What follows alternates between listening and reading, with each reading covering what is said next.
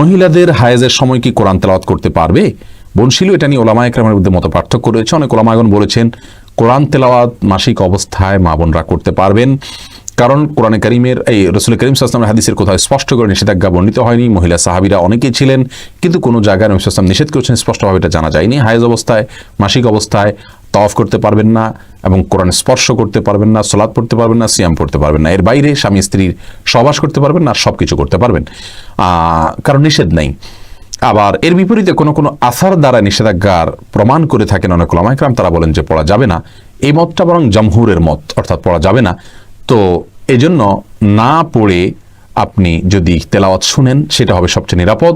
আর যদি আপনি হাফেজা হন, হিফজের ছাত্রী হন, অথবা কোরআন মুখস্থ আছে আপনার, সে অংশ ভুলে যাবেন মনে হয়, যদি আপনি নিয়মিত এভাবে আপনার পিরিয়ডের সময়টা বাদ দেন, তাহলে সেক্ষেত্রে আপনার জন্য বিশেষ ওজরের কারণে জায়েজ হতে পারে, ইনশাআল্লাহ বিদিনা। কিন্তু নিরাপদ হলো না তেলাওয়াত করে এই টাইমটাতে শোনা। যদিও দলিলের দিক থেকে বেশি শক্তিশালী মনে হয় প্রথম মতটাকে, কিন্তু নিরাপদ হলো দ্বিতীয় মতটা, বিধায় না তেলাওয়াত করে শোনাটাই উচিত এবং বেশি উত্তম। আল্লাহু আ'লাম বিসওয়াব। এরপরে প্রশ্ন করেছেন পল্লব ইসলাম, আপনি জানতে চেয়েছেন মুআবিয়া রাদিয়াল্লাহু তাআলা সম্পর্কে শিয়ারা খারাপ কথাবার্তা বলে, তাছাড়া নাস্তিকরা হযরত আলী রাদিয়াল্লাহু তাআলা এবং মুআবিয়া রাদিয়াল্লাহু তাআলার যুদ্ধ নিয়ে নানা রকম মিথ্যাচার করে, এই সম্পর্কে কিছু বলেন। ভাই পল্লব, সংক্ষিপ্ত ভার্সনের এই প্রশ্নোত্তর সেশনে আমরা খুবই ছোট ছোট প্রশ্ন উত্তর দিয়ে থাকি। এটা একটা ইতিহাস নির্ভর বিষয়, অনেক লম্বা চড়া ইতিহাসের আলোচনা পর্যালোচনা করা এই প্রশ্ন উত্তর দেওয়ার সাথে আপনার সংশ্লিষ্ট, বিধায় আমরা এই প্রশ্নের বিস্তারিত উত্তর দিতে পারবো না। তবে এটুকু বলবো, মুআবিয়া রাদিয়াল্লাহু তাআলা আনহুকে শিয়ারা যে বাজে কথা বলেন, এই কারণেই তারা গোমরাহ এবং পথভ্রষ্ট। আল্লাহ নবী সাল্লাল্লাহু আলাইহি সাল্লামের সাহাবীদের প্রতি সুধারণা রাখা আমাদের কর্তব্য। তিনি বলেছেন লা তাসুব্বু আসহাবি, আমার সাহাবীদের সমালোচনা করবে না, গালমন্দ করবে না। তাদের ব্যাপারে আমাদের বিশ্বাস হলো সাহাবীরা ফেরেশতা ছিলেন না, তারা মানুষ ছিলেন, তাদের দোষ ত্রুটি হয়েছে, ভুল হয়েছে। আল্লাহ সুবহানাহু ওয়া তাআলা সেই ভুলকে ক্ষমা করেছেন। আল্লাহ বলেছেন রাদিয়াল্লাহু আনহুম ওয়া রাদু আন, আল্লাহ তাআলা তাদের প্রতি সন্তুষ্ট হয়ে গেছেন এবং তাদেরকে আল্লাহ সুবহানাহু ওয়া তাআলা কোরআনে বিভিন্ন রকম সার্টিফিকেট দিয়েছেন, সনদ দিয়েছেন। নবী আলাইহিস সালাম তাদের সম্পর্কে অনেকগুলো হাদিস বর্ণনা করেছেন, অনেকগুলো কথা বলেছেন, যেগুলো দ্বারা বোঝা যায় তাদের সমালোচনা করা আমাদের জন্য জায়েজ নাই, বিধায় আমরা করব না। তারা মানুষ ছিলেন, ভুল হয়েছে, আল্লাহ তাআলা আগাম ঘোষণা দিয়েছেন ক্ষমার, আমাদের কোনো সমস্যা থাকার কথা নয় সে বিষয়ে, বিধায় আমরা এই বিষয়ে বিস্তারিত কথা বলতে পারছি না। জান্নাত জাহান, আপনি প্রশ্ন করেছেন কোরআন শরীফ তেলাওয়াত করার সময় দুই পা গুটিয়ে বসে তেলাওয়াত করতে পারবো কিনা? পারবেন, কোনো অসুবিধা নেই। কোরআন শরীফ তেলাওয়াত করার সময় আপনাকে দোজানো হয়ে মাটি সালাতের সময় যেভাবে বসেন সেভাবে বসতে হবে এমন কোনো শর্ত নাই। আপনি ইচ্ছা করলে আসন দিয়ে বসতে পারেন বা অন্য কোনোভাবেও বসতে পারেন, অসুবিধা নাই। কোরআনের প্রতি অসম্মান প্রদর্শন না হয় এরকম কিছু হলেই চলবে ইচ্ছাকৃতভাবে, কিন্তু আপনি আরাম করে বসাতে কোনো সমস্যা নাই, কোরআন হাদিসে কোথাও নিষেধ করা হয়নি। ভাই মোহাম্মদ আকরাম প্রশ্ন করেছেন, আমার ছেলের 10 মাস বয়স, আরব আমিরাতে জন্ম হওয়ার কারণে আকিকা দেশে দেব নিয়ত করেছিলাম, এখন দেশে গিয়ে আকিকা দিলে কি জায়েজ হবে? হ্যাঁ, দেওয়া যেতে পারে ভাই আকরাম। সন্তান জন্মগ্রহণ করলে যেখানে জন্ম করবে ওখানেই দিতে হবে এমন কোনো কথা নেই, অন্য জায়গায় যদি তার আকিকা দিয়ে দেওয়া হয় হয়ে যাবে ইনশাআল্লাহ। জহিরুল ইসলাম জানতে চেয়েছেন গীবতের গুনাহ থেকে মুক্তির উপায় কি? ভাই জহিরুল ইসলাম, গীবতের গুনাহ থেকে মুক্তির উপায় হলো যার গীবত করেছেন তার জন্য আল্লাহর কাছে মাফ চাইবেন, ইস্তেগফার করবেন, আল্লাহ আমার ভাইকে মাফ করুন, তার প্রতি রহম করুন, এভাবে তার কাছ থেকে মাফ চাইবেন। আর যদি ওই লোকের কাছে যদি বলতে পারেন যে ভাই আপনার গীবত হয়েছে, কখনো মাফ করে দিয়েন, এবং বলাতে তিনি যদি নাখোশ না হন, এই কারণে আরো উল্টা আপনার তার সাথে তার দুঃসম্পর্ক তৈরি না হওয়ার সম্ভাবনা থাকে, তাহলে সেক্ষেত্রে আপনি তার কাছ থেকে মাফ চেয়ে নিতে পারেন, সেটা আরো নিরাপদ এবং ভালো। এরপরে প্রশ্ন হলো কালিমউদ্দিন, আপনি জানতে চেয়েছেন একই গুনাহ বারবার হয়ে গেলে করণীয় কি? ভাই কালিমউদ্দিন, একই গুনাহ বারবার হয়ে গেলে আপনি কি করবেন? একই হাত যদি আপনার বারবার কাটা যায়, আপনি কি করবেন? বারবার ব্যান্ডেজ করবেন? একইভাবে একই গুনাহ বারবার হলে বারবার তওবা করবেন। মনে রাখবেন আল্লাহ সুবহানাহু ওয়া তাআলার গুণবাচক নাম তাওয়াব। তাওয়াব শব্দের অর্থ আর তায়েব শব্দের অর্থ এক না। তায়েব তো যিনি তওবা করছেন তিনি, তাওয়াব বলা হয় যিনি তওবা বারবার কবুল করেন, বারবার বান্দার তওবা কবুল করেন, তাকে তাওয়াব বলা হয়। এই জন্য যতবার অপরাধ হবে, গুনাহ হবে, ততবার আমাদের আল্লাহর দিকে ধাবিত হইতে হবে এবং তওবা করে আল্লাহর কাছ থেকে মাপ চেয়ে নিতে হবে। আল্লাহ তাআলা আমাদের সেই তৌফিক দান করুন। এরপরে প্রশ্ন করেছেন শাহিন BM, আপনি প্রশ্ন করেছেন হুজুর টি শার্ট পরে কি নামাজ পড়া যাবে? ভাই শাহিন, টি শার্ট পরে আপনি সালাত আদায় করতে পারেন, তো মনে রাখবেন সালাত আদায়ের ক্ষেত্রে মৌলিক নির্দেশনা আল্লাহ সুবহানাহু ওয়া তাআলা বলেছেন, ইয়া আইয়ুহাল্লাযীনা আমানু খুযু যিনাতাকুম ইনদা কুল্লি মসজিদ। হে ঈমানদারেরা, প্রত্যেক সালাতের সময় তোমরা সুন্দর ভাবে সালাত আদায় করবে, সুন্দর পোশাক পরবে বা সুন্দর পোশাক পরবে। তো এই জন্য এমন কোনো পোশাক পরা উচিত নয় সালাতের সময় যে পোশাক পরে আপনি সম্ভ্রান্ত কোনো জায়গায় যাবেন না, মান্যগণ্য কোনো ব্যক্তির কাছে যাবেন না, সেরকম কোনো পোশাক পরা উচিত নয়।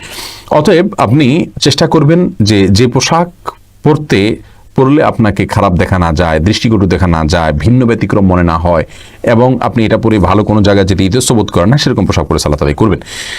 এমডি তুতুল হক আপনি জানতে চেয়েছেন ইন্না লিল্লাহ কোন সময় বলতে হয়, দয়া করে আলোচনা করলে ভালো হয়। ভাই তুতুল, ইন্না লিল্লাহ পড়ার ক্ষেত্রে ইসলামী শরিয়ার দৃষ্টিকোণ হলো আল্লাহ সুবহানাহু ওয়া তাআলা কোরআনে কারিমে বলেছেন, ওয়াল্লাযীনা ইযা আসাবাতহুম মুসিবা ক্বালু ইন্না লিল্লাহি ওয়া ইন্না ইলাইহি রাজিউন। অর্থাৎ নেককার ভালো মানুষদের একটা বড় আলামতের জায়গা হলো যে তারা কোনো মুসিবতে পড়লে বলে ইন্না লিল্লাহি ওয়া ইন্না ইলাইহি রাজিউন। অতএব আয়াত থেকে বোঝা গেল যে ইন্না লিল্লাহি ওয়া ইন্না ইলাইহি রাজিউন এটা আমাদের বিপদে আমরা পড়বো, যখন মুসিবত হবে, কোনো সমস্যা দেখা দিবে আল্লাহ না করুন, ওই সময়টাতে আমরা ইন্না লিল্লাহি ওয়া ইন্না ইলাইহি রাজিউন পড়বো।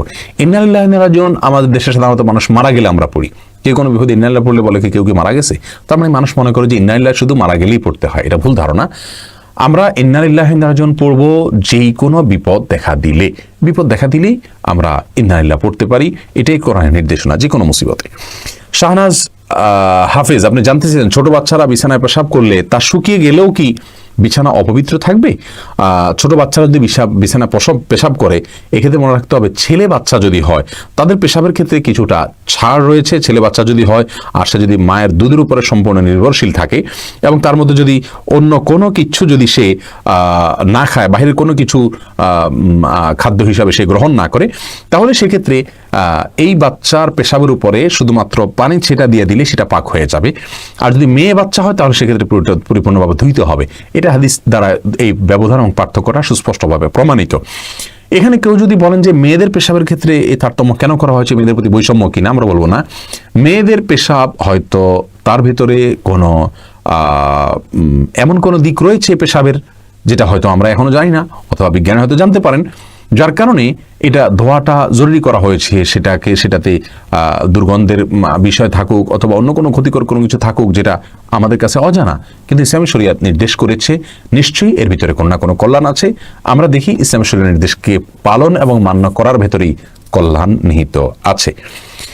এরপরে প্রশ্ন আমরা দেখতে পাচ্ছি এমডি আর আরিফিন আপনি জানতে চেয়েছেন, তাসবিহ দিয়ে জিকির করা কি বিদআত?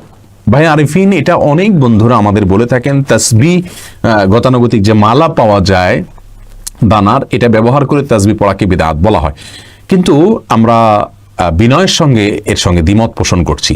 এটাকে আমরা বিদআত বলবো না। কারণ হলো বিদআত বলা হয় কোনো কিছুকে যখন ইসলামের কাজ মনে করে বা সওয়াবের কাজ মনে করে বা সুন্নাহ মনে করে, ইসলামের কোনো নির্দেশ মনে করে করা হয়, অথচ সেটা সেরকম না, এটাকে বিদআত বলা হয়। যেটাকে ফার্সি ভাষায় মুফতি ফয়জুল্লাহ রহমাহুল্লাহ নামে একজন বড় মনীষী ছিলেন চট্টগ্রামে, বেদাহাতের বিরুদ্ধে বড় সোচ্চার একজন মনীষী ছিলেন। তিনি তার একটি কিতাবে, ফার্সিতে লেখা রচিত অনেক আগের একটা কিতাবে তিনি লিখেছেন, একটা ছন্দের মাধ্যমে বেদাতের পরিচয় তিনি চমৎকারভাবে তিনি বলেছেন, গায়রে দীরা দি সুমুরদান বেদাত, অর্থাৎ যেটা দিন না সেটাকে দিন মনে করা, এটা বেদাত। এখন আসুন, তাসবিহ গণনা করা এটাকে আলাদা কেউ দিন মনে করে? আমাদের দেশে যারা তাসবিহ ব্যবহার করেন, তাসবিহ দানাতে মানে মালাতে তাসবিহ আপনার পড়ে থাকেন গুনে গুনে, এই মালা গুনলে সওয়াব হবে বেশি, এরকম কেউ মনে করে? অথবা মালাতেই গুনতে হবে, অন্য কিছু গুনতে পারবে না, এরকম কেউ মনে করে?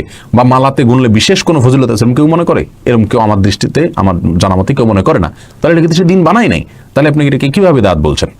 হ্যাঁ, আমরা এটা অবশ্যই বলবো, এই মালা ব্যবহার করার চাইতে হাতের কর ব্যবহার করা সুন্নাত সম্মত, এটা উত্তম। বরং আমরা মালার ব্যবহারকে সুন্নার খেলাফ বলতে পারি। যদিও কোনো সাহাবীরা খেজুরি বিসি বা অন্য কিছুকে তাসবিহ গণনার জন্য ব্যবহার করেছেন তারা জানা যায়। অতএব সেই হিসাবে পরিপূর্ণ আমরা এটাকে বেদাত বলার প্রশ্নই ওঠে না, সুন্নাহ বিরোধীও পরিপূর্ণ বলতে পারি না। তবে হ্যাঁ, নবী সাল্লাল্লাহু আলাইহি সাল্লাম বলেছেন, হাতের যে করগুলো মানুষ জিকিরের জন্য ব্যবহার করে এগুলো কিয়ামতের ময়দানে উজ্জ্বল হবে, এগুলো জ্বলতে থাকবে, আলোর কাজ দিবে। বিধায় এই করের মধ্যে গুনতে পারলে সেটা ভালো। কেউ যদি এখানে স্মরণ রাখতে না পারেন, তাসবিহের মালা ব্যবহার করেন, সেক্ষেত্রে এটাকে আমরা বেদাত বলবো না, অনুত্তম বলবো বড়জোর। আল্লাহ তাআলা বোঝার তৌফিক দান করুন।